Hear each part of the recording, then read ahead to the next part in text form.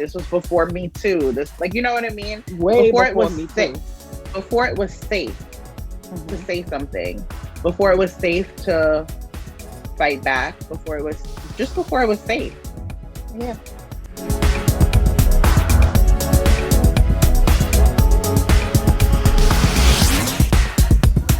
Hello, one and all, and welcome to another episode of The Maven's Tale. I am Chaya, your host, and I am here today with a very special guest. She's so special that she was supposed to be the first guest when A Maven's Tale started. However, Don't some do things me had like happened. that. Don't do me like that, girl. Some things had happened, and life happened, and this and that, and we just had not been able to get together. But today, most precious day, we are here with my sister from another Mr. Tracy. Hey, Chaya. Now, Tracy, Yes, I was ma'am. thinking about it. We've known each other for more than half my life, Ditto. right? Ditto. I think I was like 8 or 9 when we met. So then that means I was maybe 7, 6, Don't 7. do that. Don't do me 2, like 6, that. 7 around that, You could be my around that big little time, sister. right? Because back then I probably weighed 3 pounds, soaking Wet. wet. Yes, Soaking wet. soaking wet, with a bag of with some sandbags attached to my hips. Yeah, that's what I was looking like. Well, I wanted to give everyone a preface who you are. She is I'm the what do you female call it? version of Amon. Yes, Not to be yes. stereotypical. She has 20 jobs. Okay. So the reason why I had her here today, I've been doing a lot of self-reflection about my past and what has made Ditto. me, what has made me be me. And I wanted Tracy to come on because we share some of the same experiences. We That's met fair. in church, Hey. good old church. And unfortunately, church is probably what has made us great women, but has also hurt us the most. Fair. 100% fair. So, can you tell the people a little bit about yourself, and then we'll get into the nitty gritty of things? So I'm 40 plus. We're not gonna go how much the plus is. I have a son who's a quarter century in a few days. Let's see. I do a lot of consulting work right now. I pretty much, people call me when they need help, and that's what I do. I help. She helps. I help. And but so many words. She helps. I help. Yeah. So let's start, about what we're going to talk about, which is church and predators in the church. Wow. Okay. I like there's no reason to shuck and jive. Like I just want to be totally Whew. So totally we're going honest. there. Yeah, I want to be totally honest. And a predator doesn't necessarily have to be a man. Correct. Predator can be anyone. Correct. That preys. And it doesn't have to be sexual. Exactly.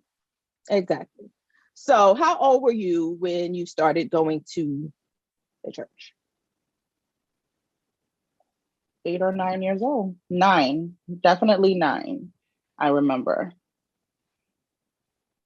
And how do you feel about it being a deliverance church? I don't know, kind of like, I think my life is like a deliverance ministry when you think about it. I feel like there's a set group of people that stay, but most people get help and they move on, and hopefully they're able to help other people. And then other times they might need some more help. So I would say that it taught me a lot and it helped me become who I am with a few obstacles, but I'm here now, so we're not going to talk about the negative. Um, but I think that has gotten me to this point. So now I can help. Help. Yeah. So, when you first got to the church, do you think that you were starry-eyed and you were just like, yay, I'm here, I found my tribe? No, when I first got to the church, I had no choice. My mom was like in it to win it for Jesus. And if it wasn't 8 days a week service, Tuesday night, Friday night, Sunday morning, all day long, Saturday, choir rehearsal, anything, any reason to be there, we were there. So no, And it at wasn't the like I time, found my tribe. But I know, at the time then when your again, I was mom took also you, 9. well, yeah, but you were there with your sibling. Correct. I was there with my little brother. So I was really there to help keep him quiet while she Yeah. praised the Lord. Yeah. Jesus, help. Yeah. And was your mother single at the time? She was. She was. So do you notice that most of the churches, especially in the area that we grew up in, were comprised of mostly women, single women? Single women, yes. Mm-hmm. That was not lost on me. But I think I figured that out as I got older. Obviously, I didn't notice that then. I don't know. I think when I first started to go to church, it was more like sit down, be quiet, make sure your brother don't say nothing, take him to the bathroom, get a snack, come back, sit down for all day church. I think as I got older, it was like, oh, why do we have to go here every day, every time? And I think as I became a teenager, I started to like it. I found friends. I found you. Um, I found mentors, people I thought were mentors. And I don't know, like I found lifelong friendships, but I also learned a lot of lifelong lessons through those friendships. So when did you start going to church on your own? Like mom didn't have to bring you? I think when I became a single female parent. The pattern. Okay, so let's rewind that. Let's unpack that. Okay. Because her 25-year-old, almost 25-year-old child, she got pregnant, obviously. You can fill in the blanks. So let's just say I was the epitome of a statistic, right? I got pregnant the very first time I had sex. And when I got pregnant, there were these commercials on TV just magnifying what the church would call my shame, about abstinence and so on and so forth. I remember I didn't even know I was pregnant. I wanted to go to like the summer camp and I had to go for a, I guess the health form. The physical, yep. And obviously I had to pee in a cup. And the doctor was like, she's pregnant. Told my mom. My mom didn't tell me. And was like, my mom was just like, let's just let her have this last summer because this gonna be it for camp, you know? And my grandmother was around at the time. And I guess my grandmother agreed. And I went to camp. Had a good time. It was musical camp. Sang at camp, bonded with my new student friends, and had a great time. I think I started to get fat. And just remember, I had sex once. Didn't really think about it again. It wasn't that great. Wasn't anything to talk about. No offense to anyone that may be watching this. And Yeah, went to summer camp, came back, started to get fat, and I started working out like crazy because I didn't want to start school fat. And my mom sat me down and was like, "You're pregnant." I was like, "There's no way I'm pregnant. I never even had sex." So there, my church So screen, and I you started pulled that lying. one. You I pulled pulled that that one. one. Yeah, I never even had sex. What are you talking about? We couldn't even say the word sex in my house because we grew up in church. Like, so those Yeah. words were taboo. Yeah. Um, Mm. I think I started to cry. I think I started to feel all the feelings. And my mom never said it was okay. She never said it wasn't, if that makes any sense. She just took care of it. Like she did everything else, like other single moms or whatever. I felt a little bit of shame um, when it had to do with friends and family because I didn't know what they were going to say. My mom never made me feel ashamed, but Okay. other people did.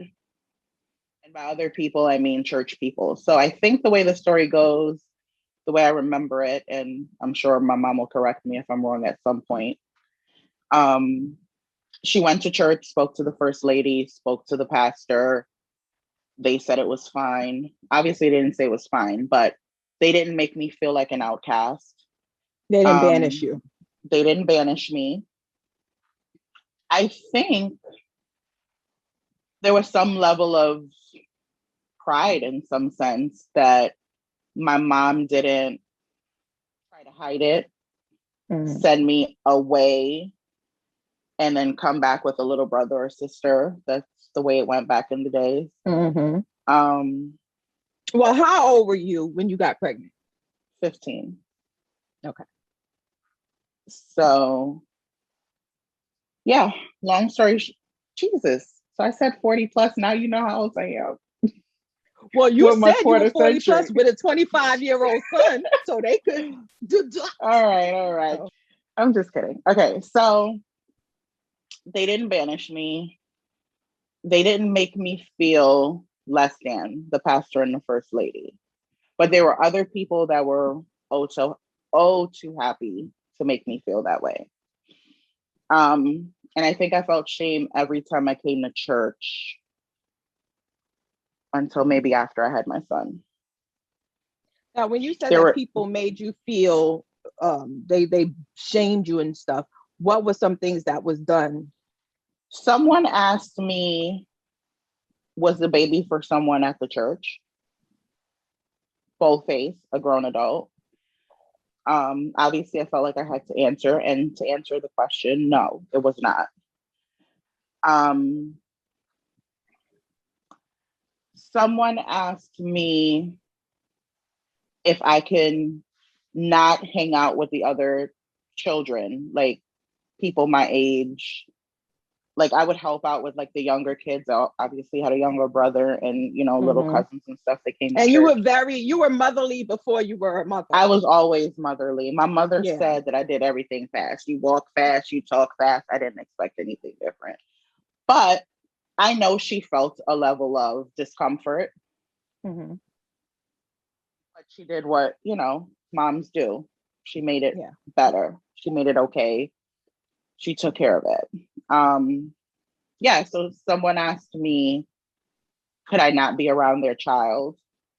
I had a friend and we both went to performing arts high schools. And um, I remember them telling me that their parents didn't want me to hang out with them anymore, as if me being pregnant or having a baby would rub off on them. Like it was contagious. Like it was contagious. Yeah. So I felt contagious while I was pregnant. And I remember after having my baby. So my son was born right before Mother's Day. Mm-hmm. And the church did something on Mother's Day. They gave mothers roses. Mm-hmm. And I remembered having my son on a Tuesday and thinking, I hope I don't have to go to church on Sunday because I know I'm not going to get a rose. And And you had someone, literally just dropped a baby. we went to church all the time. So that was literally my first Sunday thought. I hope I don't have to go to church today.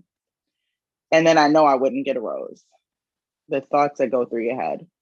That's And sad. That's I sad. know. Okay. If I tear up now, like it's because I know how sad it is, right? Yeah. So I guess what would have been after church late in the afternoon, obviously I was home. Someone came to the house from church and they brought me a rose. I Aww. know. And told me that everything would be okay. And I felt like everything would be okay because my mom told me, obviously, my grandmother told me. And I felt okay. And I think and you got through it. I got through now, it. Granted, the growing pains were the growing hot pains. mess. Let's talk about the growing pains. Let's talk about my first Sunday back to church with my baby.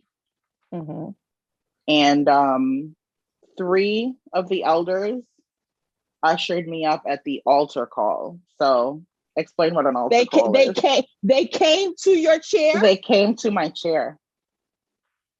Yeah. Okay, so everybody, an altar call at the church is when the pastor, the bishop, the apostle, whomever is at the podium or at the altar, and they ask if there's anyone that would like to dedicate or give their life to Christ. And that's when people will raise their hand, and they always ask if there's someone here. And they say, raise your hand. And then some say, okay, we'll come down to the altar so that we can pray and we can recite the sinner's prayer, the repentant prayer. So anybody that goes down to the altar is usually somebody that feels compelled to do so, not asked to do so. Have you ever watched a movie and like maybe walking down a hall, you felt like everyone was staring at you? That's how I felt that Sunday at church. Everyone was like looking at me, like magnified, right? And maybe they weren't. Maybe it was just my own insecurities and anxieties, but that's how I felt. And I definitely remember 3 older ladies, mothers, walking up to me, and my mom took my baby, or maybe she already had him. I don't know. Maybe she was already holding him. And they ushered me up to the front of the church for the altar call. And I remember thinking, like, I don't know how I'm supposed to feel, right? I never at that point caught the Holy Ghost, as they would say, or, felt compelled to be there. And so I went up, I, went through the whole thing or whatever. And then afterwards, everyone was like hugging me like I did something great. And, the day was over. And I remember reflecting, thinking, I didn't need to do that. So let me just clarify. When you went up there and you did the whole, altar call thing, prior to that, have you given your life to Christ? Were you? I think I went up when maybe I was like 13 or something. Okay. And I think I thought I knew what I was doing, but having been coerced to go up, I'll say it nicely, I feel like it wasn't real. I remember doing it for real. When you were 13? No, later. I remember maybe I was like 17. I think I did it for real because I wanted to. Okay.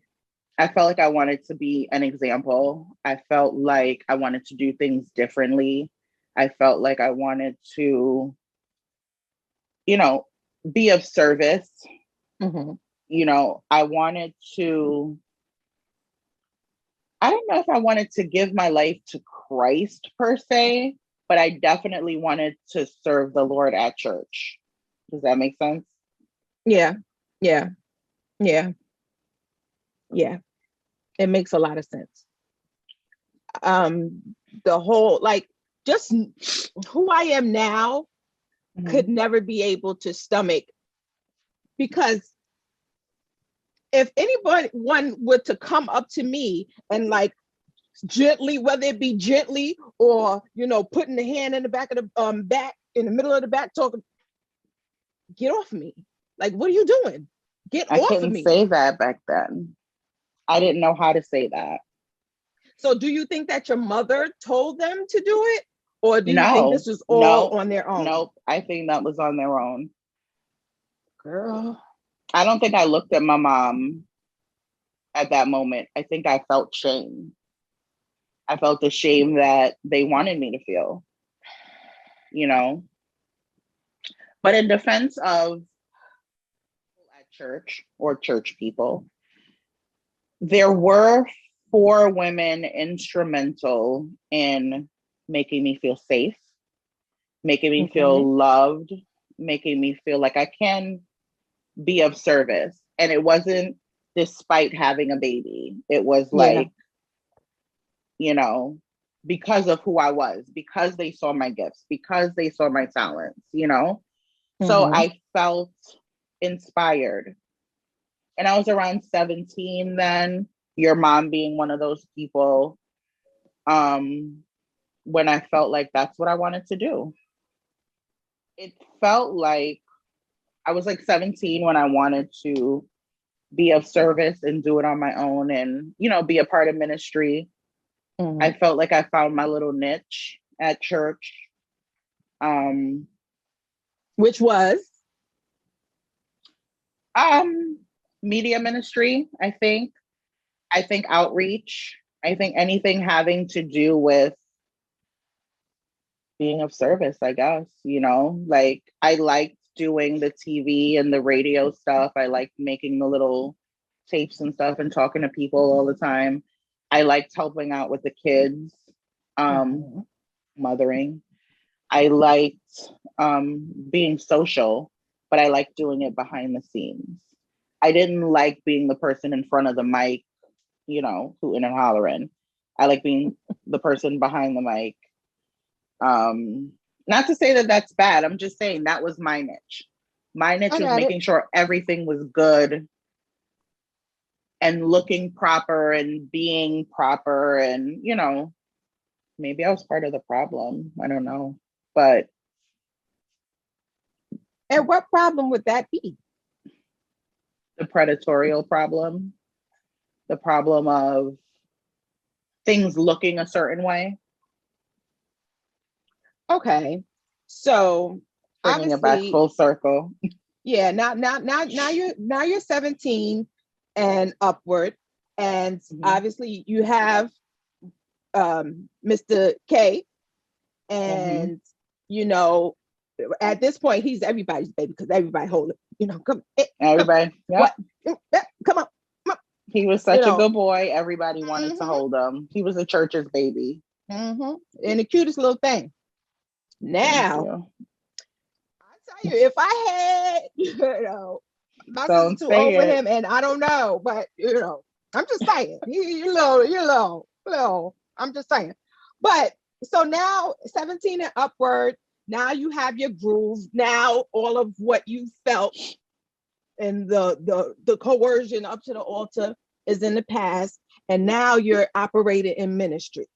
And Mm-hmm. now you get in your groove. You went from having to babysit your brother, you know, and oh, we got to go to church again. And then, the whole situation where you got pregnant on the first time The that first you have time. sex. First time you had sex. And now you're now like, you know what? I could do this, or I like this. I like doing this. Okay. Now you giving your life to Christ and on your own, and And just now for the you want to record, I operate. didn't have sex again until I was almost 19 because I was scared. So now you're operating, and now everybody knows you. Because Yep. at this point you were like full in, like It you was was, like oh, Tracy's there, she'll take care of it. Yeah. Yeah, doing sound. I mean, just back and forth, going into the different offices. Now I'm in this office doing this. Now I'm in the media room doing this. Now I'm with the kids doing this. So you were there all the time, but now I was without in the your mom. choir. Now without your mom. Right. So now how did things change? At church or in life? In church. I thought I was getting respected. I thought I was being respected. I thought that, you know, people viewed me a certain way, like, oh, I wasn't that girl that got pregnant at 15. I wasn't a daughter of a single mother. I felt like I had a place. I thought. And I would get comments like from not elders. I don't want to call them elders.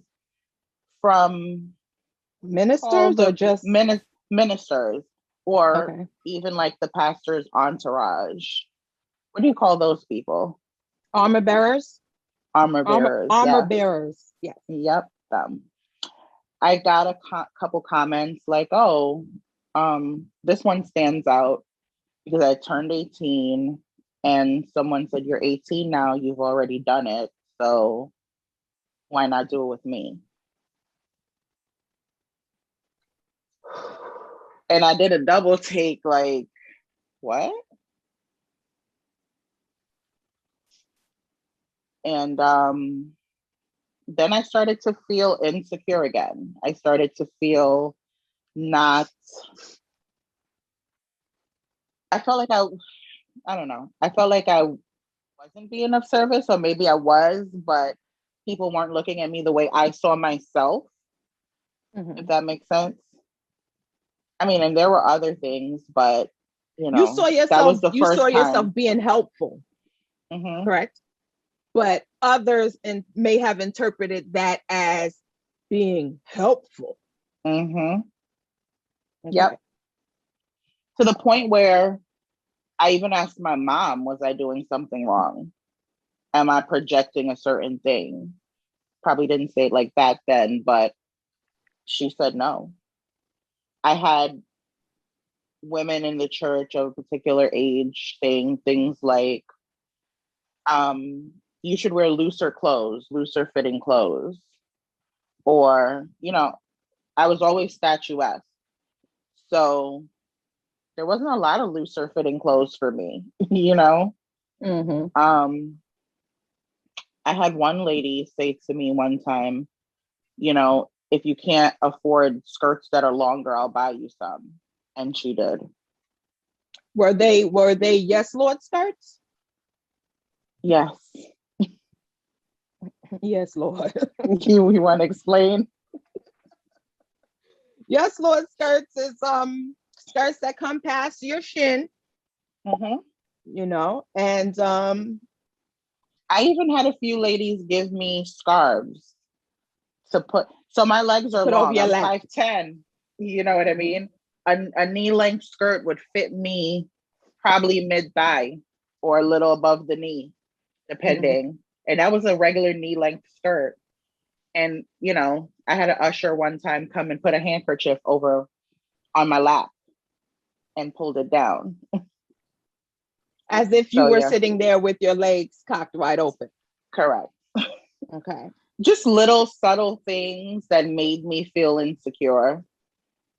I could see why, because we were in a deliverance church, and it was the dress code was holiness, if you will.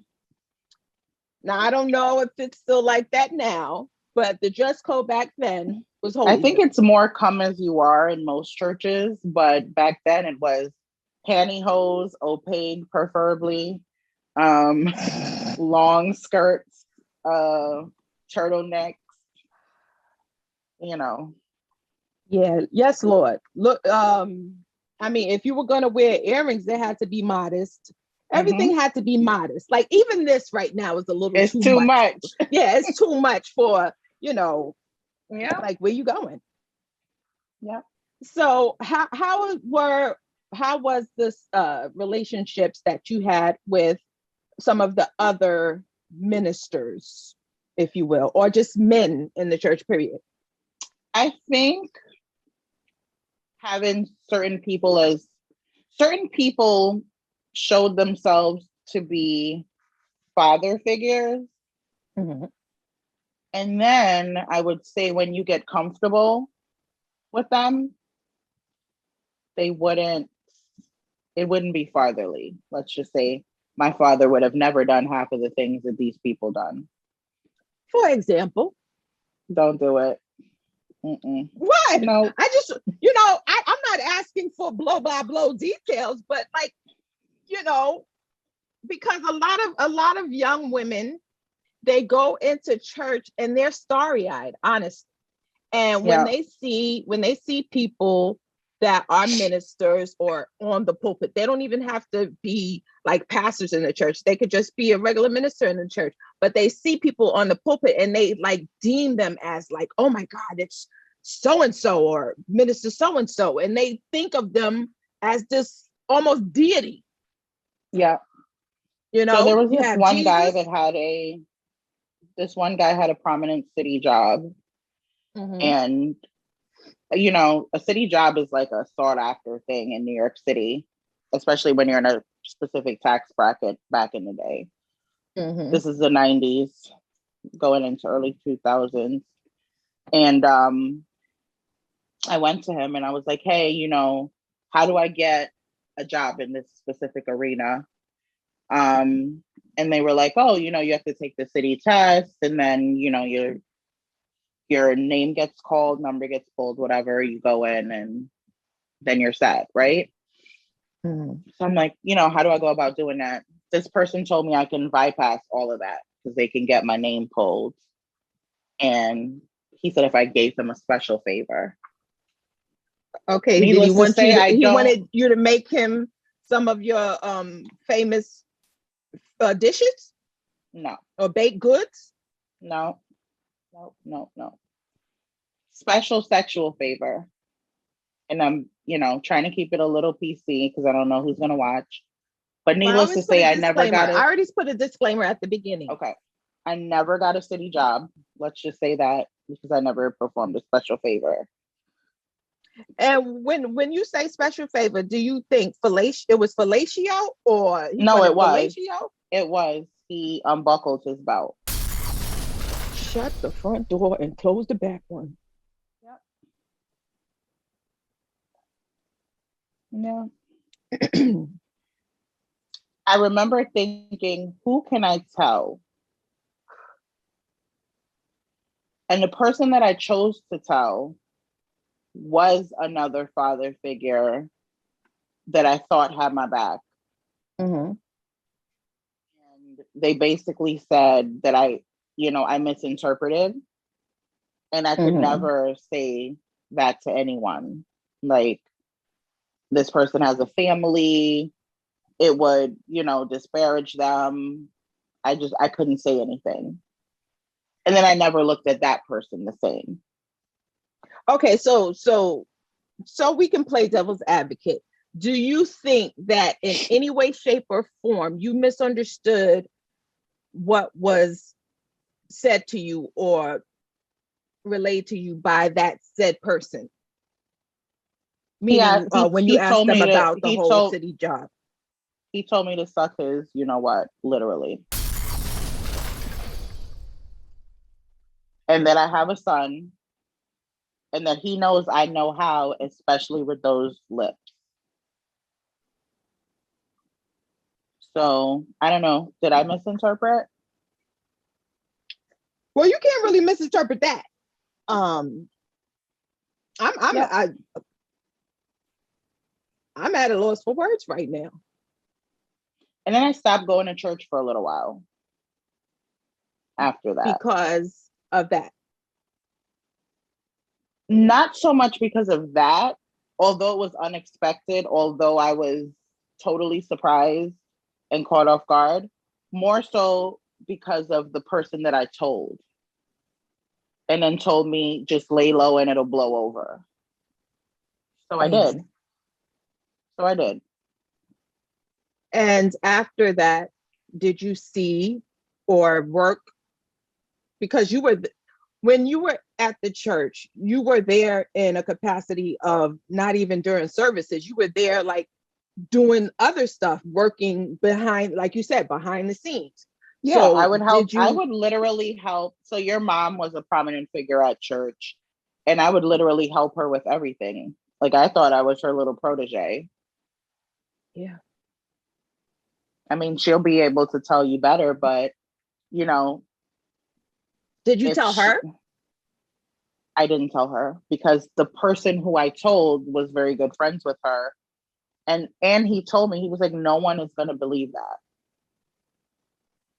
So was And that I'm going the to say only? this person who I told helped my family immensely. This person, helped me. I spent time at this person's house, but this person told me to lay low. This person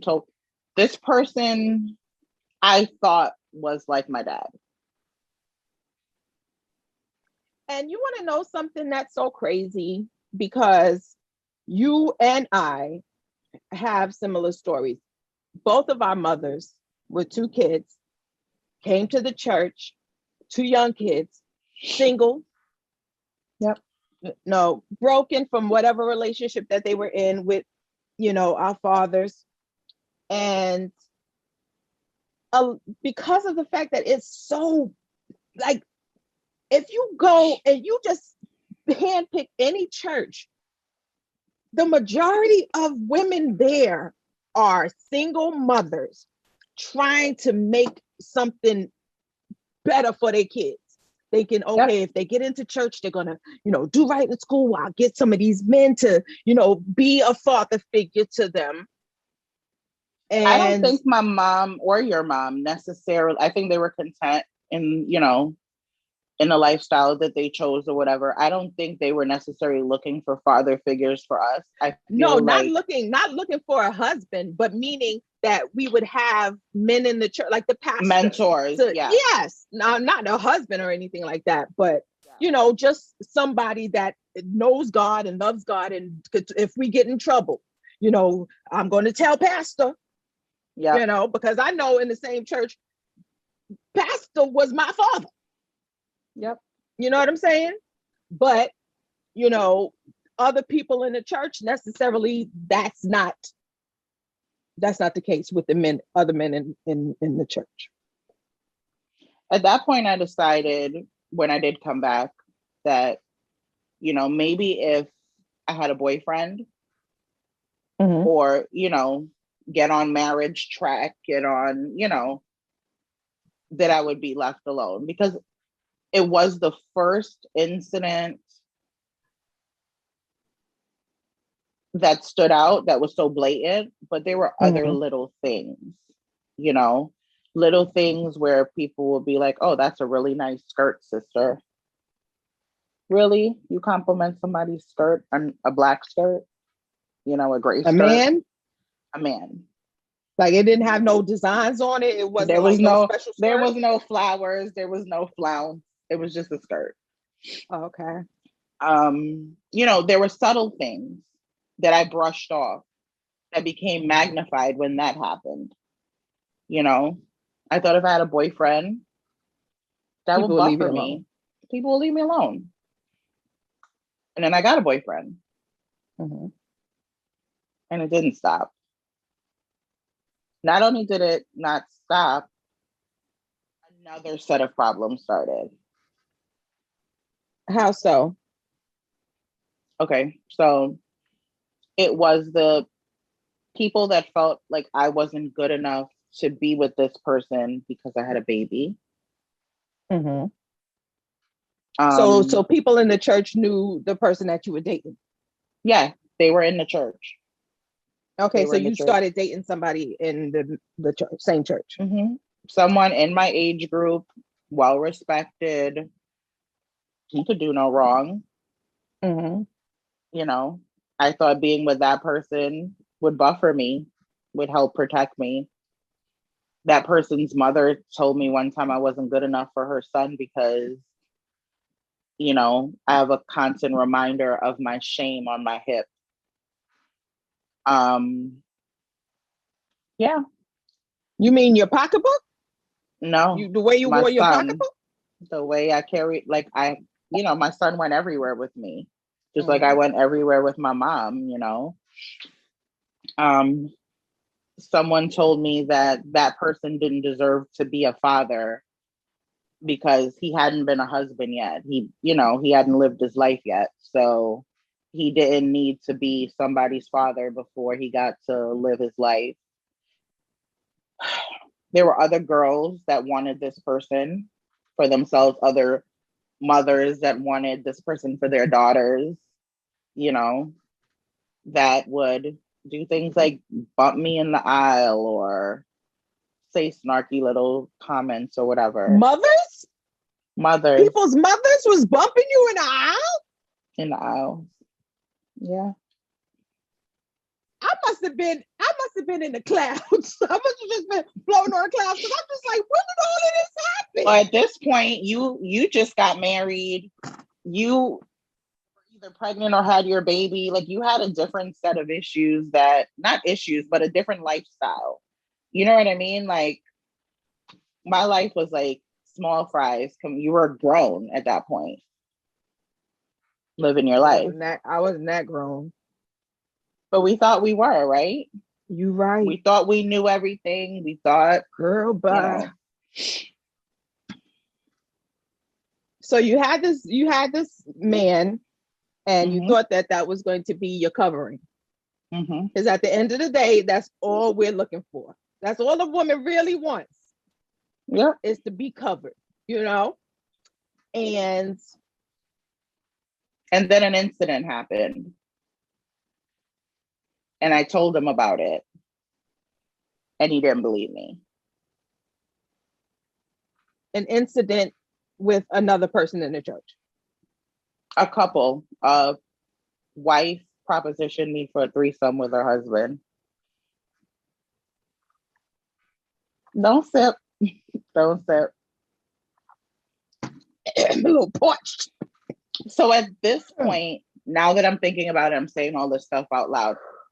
I'm telling you all the bad things that happened at church or whatever, or what would be considered bad to me. And it sounds like all I'm hearing in my head is like, oh, Tracy, what did you do? Like, you must have been sending out signals. You must have been doing something to make these people feel like they could talk to you like that, or, they can approach you in that way. Well, before you explain that, or say your piece on that, let me just, like Tracy said, she is statuesque. And back then, Tracy, before she even had a baby, Tracy looked like a grown woman before she was even a grown woman, because she had everything I didn't. Don't do it. Okay? She had boobs, she had all the stuff. Yeah. And I didn't get boobs until after my second. Woo. So she looked physically like a grown woman. Now, she didn't necessarily dress like a grown woman, but anything she wear, she would look like a grown woman. That's 100% fair. To the point where I felt like I had to dumb what I was wearing down to not be noticed. And I don't want to sound like I'm a victim, but just playing it back now, like, how we tell, like, I don't have a daughter, but if I had a daughter, I would tell her to be confident, be, strong, confident, love who you are, all of this stuff. These things were never instilled in me, not because, my mom didn't feel that way. She always told me to be confident, but it was more so foresight. You know what I mean? She knew the environment she grew up in. She knew the times we were in. This was before Me Too. This, like, you know what I mean? Way before it was Me Too. Before it was safe to say something. Before it was safe to fight back. Before it was safe. Yeah. So, yeah. So when you told your man at the time, hey, I got propositioned by so and so for so and so. And meanwhile, we weren't having sex, by the way, me and said boyfriend. I was still not doing it, trying to live holy. And he didn't believe you. No. So do you think that in some sort of way that you were projecting your insecurities onto, or projecting insecurities to just Joe Public? At the time, I didn't know they were insecurities. And, in hindsight, maybe. It's a definite possibility. At the time, I thought I did something wrong. At the time, I thought something was wrong with me. I felt insecure about looking how I looked. I didn't embrace it. I didn't have the courage to be like, this is how I look, and you're dirty for even looking at me that way. I couldn't say that. But if I had a daughter, I would totally say that to her. Like, never let someone treat you like that. Don't miss part 2 of A Maven's Tale with Tracy. For lack of a better term, good thing he never got it, because that man was not only a pastor, he was married, and he had a baby on the way with somebody that wasn't his wife.